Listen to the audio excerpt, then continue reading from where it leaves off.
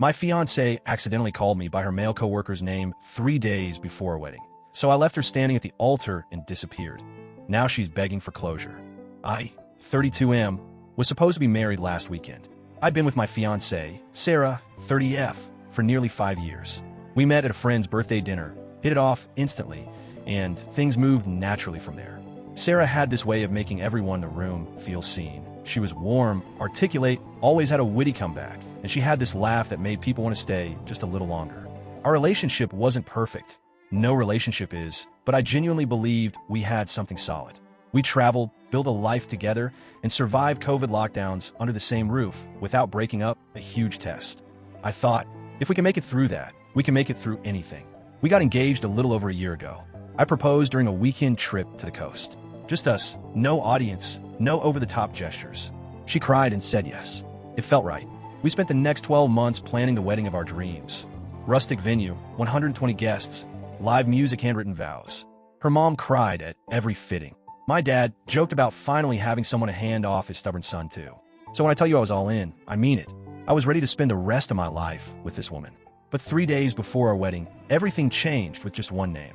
It was a Tuesday evening. We were in our living room, surrounded by open suitcases, a half-drunk bottle of wine, and wedding prep chaos. I had just come back from picking up our custom wedding bands. We were laughing about something stupid, some old memory from our first trip together. She leaned into me and said, "God, I love you, Jason." My name is not Jason. There was a 2-second pause.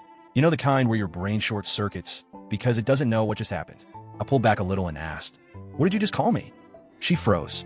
I could see it all over her face, the horror, the panic, the scrambling to explain. I meant you. My brain's fried, babe. You know I meant you. Who's Jason? I asked, even though I already had a guess. She looked away. Jason from work. I talked to him like every day. I guess his name just popped out. Now, I'm not the jealous type. Sarah works in marketing. I know office banter, team lunches, late-night campaign launches happen. But Jason had come up more than once over the last year. Little things. Her laughing at his texts, saying how smart he was. Jason said the funniest thing today, or, "I wish you could have seen how Jason handled that client." I chalked it up to normal coworker stuff. I trusted her, but now, I couldn't ignore it. "You called me his name when you were looking into my eyes," I said quietly. She grabbed my hand. "Please don't read into this. I'm exhausted. You know how stressful this week has been." But the mood was ruined. I couldn't unhear it. That night, I barely slept. My mind spun with questions I didn't want to ask out loud. Over the next couple of days, I became someone I didn't recognize. I started paying attention in ways I hadn't before, and what I saw made everything worse. Her phone was suddenly always face down. She was getting texts at weird hours. She'd step out to take a call and come back flustered. When I casually asked how Jason was doing, she paused, too long, and then gave a weirdly specific answer about his cat being sick. I started questioning everything. I remember the work trip she took 2 months ago, the one she said was just the team. I asked if Jason had gone. She hesitated, then said yes. "But we barely saw each other," she added quickly. I didn't accuse her. I didn't start a fight. I just watched, and I felt like a fool. Was she emotionally cheating? Physically cheating? Or was it just some stupid crush? Honestly, I don't even know what would have been worse. I told my best friend, Ryan. He was supposed to be my best man. "She called you Jason?" he said, eyes wide. "Bro, I'm not saying cancel the wedding, but you need to be sure before you walk down that aisle." And I wasn't sure. Not anymore. The night before the wedding, I stayed at a hotel. It was tradition anyway. We weren't supposed to see each other. But I wasn't there just for tradition. I needed space. I stared at the ceiling for hours. I thought about the vows I had written, about saying I do in front of everyone I loved, about starting a life with someone who might already be sharing her heart with someone else. And more than anything, I thought about that moment when she said Jason's name. Not in passing, not in a work story, but in a quiet, intimate moment when she was smiling at me like I was her whole world. Except in that moment, I wasn't. I made the decision sometime around 4 a.m. It wasn't dramatic. I didn't cry or punch a wall. I just knew I wasn't going. The wedding was scheduled for 3 p.m. By 10 a.m., my phone was blowing up. My mom, her mom, the venue manager, my best man. I turned it off. I had already packed a bag and left the hotel. I went to a small lakeside cabin I sometimes rented when I needed to think. No signal, no distractions, just silence. For what I heard later, the ceremony started late. People were confused. Sarah was in her dress, ready to go. She was texting me, calling, asking where I was. My parents were frantic. Her dad was livid. Eventually, someone stood up and announced that the wedding was canceled. Sarah broke down, crying at the altar. Her sister had to help her off the stage. My cousin said the guests just stood there awkwardly, some in shock, others whispering behind hands. I don't know what was said about me. I'm sure there are people who think I'm the villain. Maybe I am. I stayed off the grid for 2 days. When I came back, my inbox was flooded. Sarah had left me dozens of messages, some begging for an explanation, others furious. She denied anything inappropriate happened with Jason, said it was just a name slip, that I humiliated her in front of everyone she loved. My mom cried when I came home. My dad just nodded and said, better to walk away now than to run later. Ryan, my best man, was the only one who said exactly what I needed to hear. You trusted your gut. That's never the wrong move. As for Sarah, we haven't spoken directly since. I sent one message. You may not have cheated on me, but you made me feel like I was second place in your heart. I couldn't marry you feeling that. I don't know what she tells people. Maybe she says I abandoned her for no reason. Maybe she admits the truth. Doesn't matter. What matters is, I walked away before saying vows I couldn't believe in. I avoided a life built on a crack I couldn't seal. It still hurts. I loved her. But loving someone isn't enough if they don't make you feel chosen every single day. And in that moment, when she looked at me and said another man's name, I knew I wasn't the one she was choosing. Update 1. Hi. It's been about a month since everything happened, and I figured I owed you all an update.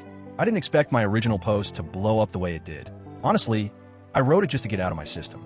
But the comments, messages, and DMs, some of them were incredibly supportive, others harsh, but they all helped me process this mess in a way I couldn't have on my own.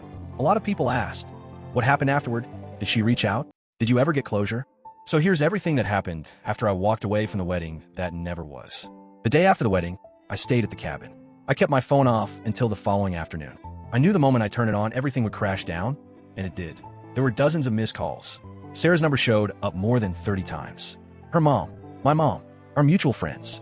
A few angry voicemails from people I didn't even recognize, probably some of her extended family.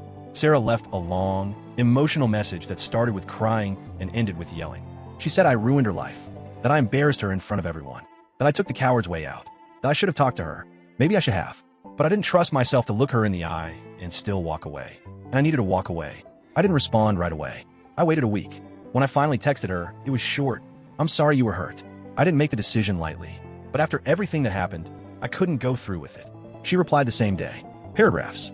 She swore up and down that nothing ever happened with Jason, that he was just a coworker, that it was an honest mistake. She told me I'd thrown away something beautiful over a slip of the tongue. But here's the thing. Even if it was just a slip, it exposed something I couldn't ignore. I didn't just feel embarrassed. I felt like a stand-in. Like someone she loved, but not completely. That's not the kind of love I want to build marriage on. I didn't block her, but I stopped replying after that message. I told her I needed space and time. She hasn't contacted me since. In the weeks that followed, I heard bits and pieces from mutual friends. Apparently, the Monday after the wedding, Jason quit his job. That was a surprise. Sarah didn't go into the office for over a week, but when she returned, the story going around was that Jason crossed boundaries and made things awkward. Some people believed her, some didn't. One of her coworkers, someone I barely knew, reached out to me and said, for what it's worth, you weren't crazy. I don't know what really happened between her and Jason. I may never know, but I think something was there. Maybe just an emotional connection. Maybe more. Either way, it was enough for me to feel second best. My parents were mixed. My mom was heartbroken. She really loved Sarah. She felt betrayed on both sides, by me for walking away without warning, and by Sarah for being the reason I did. But over time, she came around. My dad, on the other hand, shook my hand and said, "You dodged a bullet, son. Don't let anyone make you feel guilty for protecting your peace." Sarah's family hates me now, obviously. I get it. From their perspective, I humiliated their daughter in front of everyone. But they don't know the full story. And I'm not interested in clearing my name with them. That part of my life is over. For the first 2 weeks, I felt like a ghost. I didn't go to work. I barely ate. I replayed that moment, her calling me Jason, on a loop in my head. I wasn't angry anymore, just numb.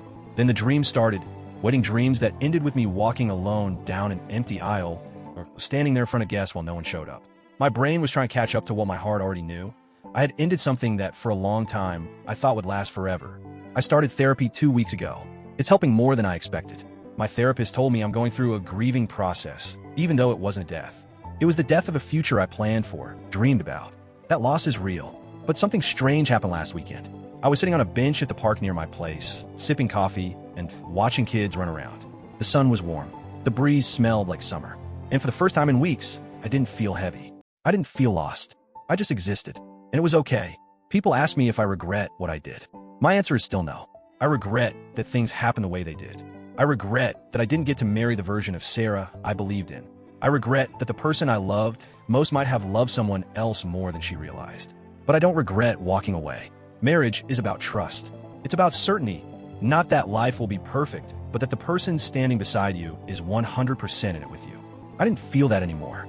And no amount of apologies or explanations could fix the damage that moment did. I've started going back to work. I'm reconnecting with friends I ignored while being deep in wedding planning mode. I'm exercising again, cooking my own meals, sleeping better. Will I date again? Probably, but not soon. Right now, I'm focused on finding myself again, on rebuilding without the blueprint I spent years drawing. Some part of me still loves Sarah. That won't disappear overnight. But love without trust is like a house built on sand.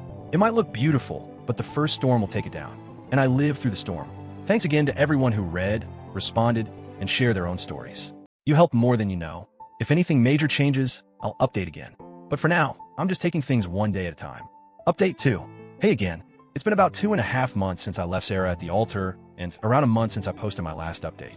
I honestly didn't expect to be writing again, but something happened recently, and it hit me like a truck. So here I am.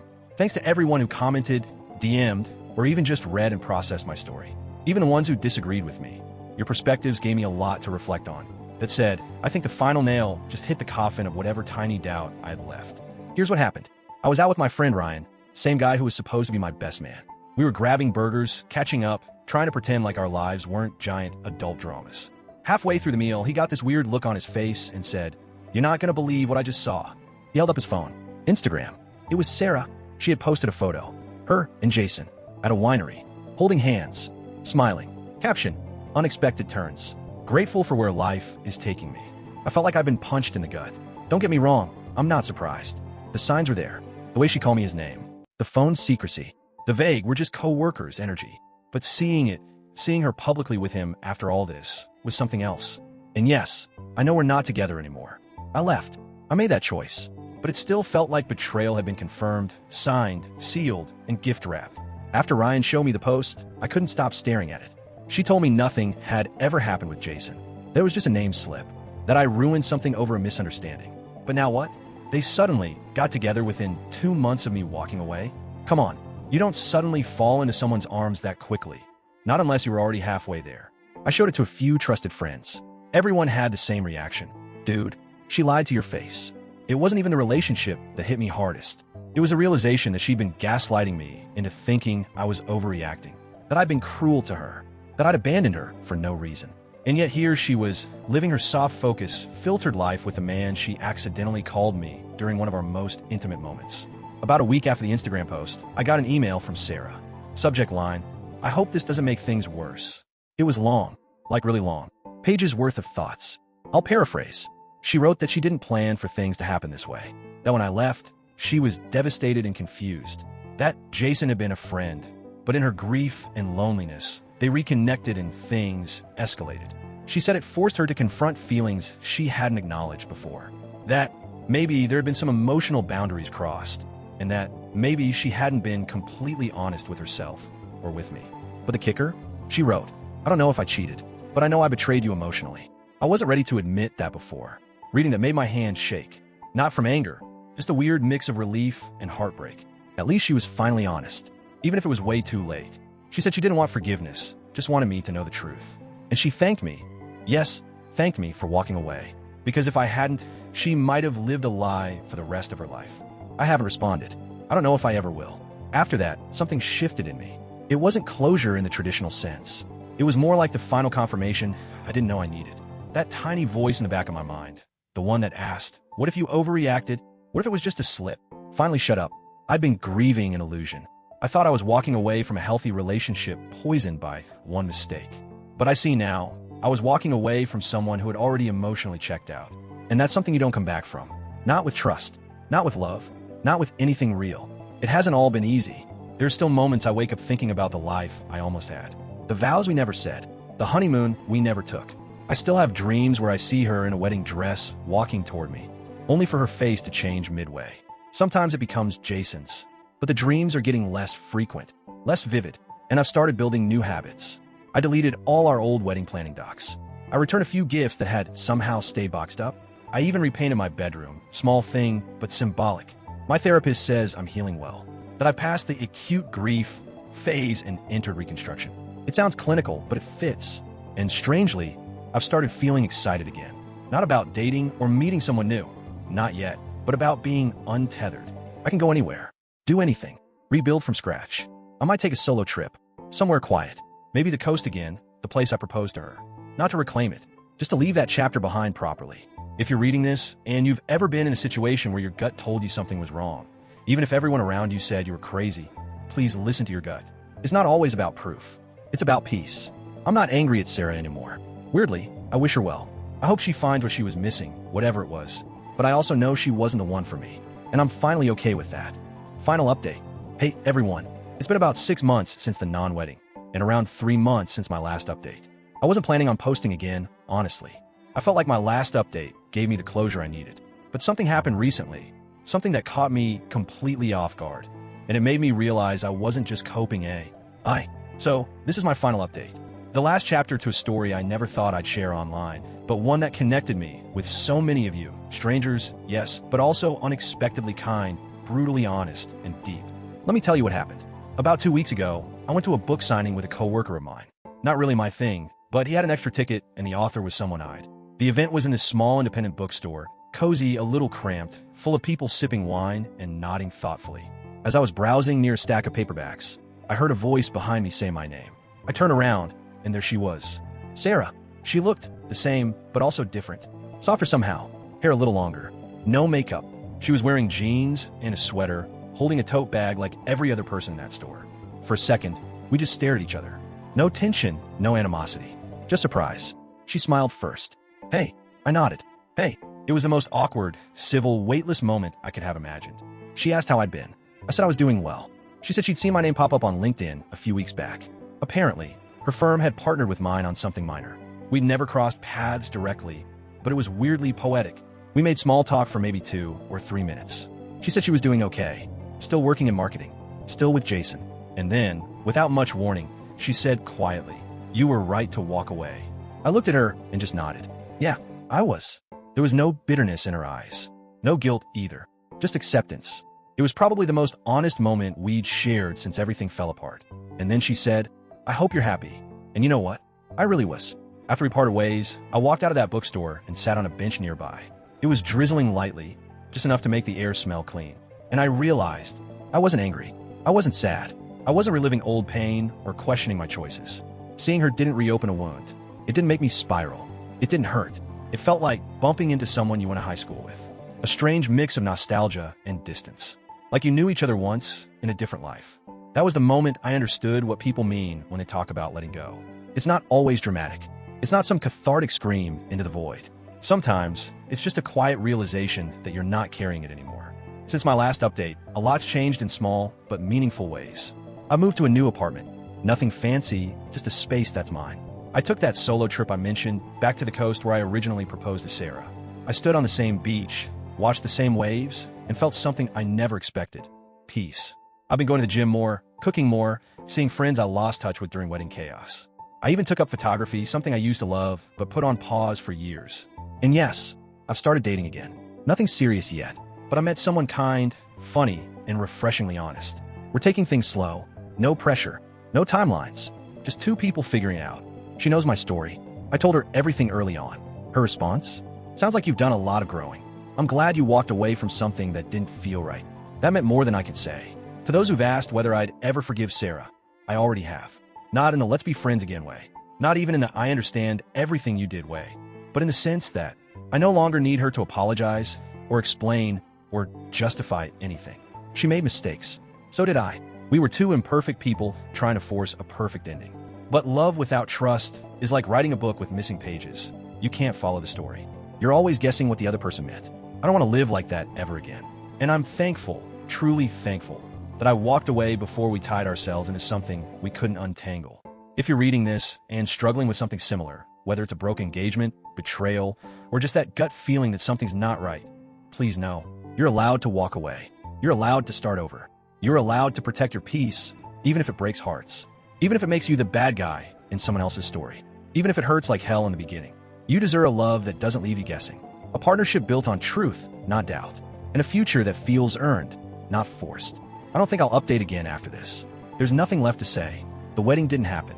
The life I planned didn't unfold, but in its place I found something better: clarity, growth, and a second chance to build something real from the ground up on my own terms. And that, I think, is the happy ending.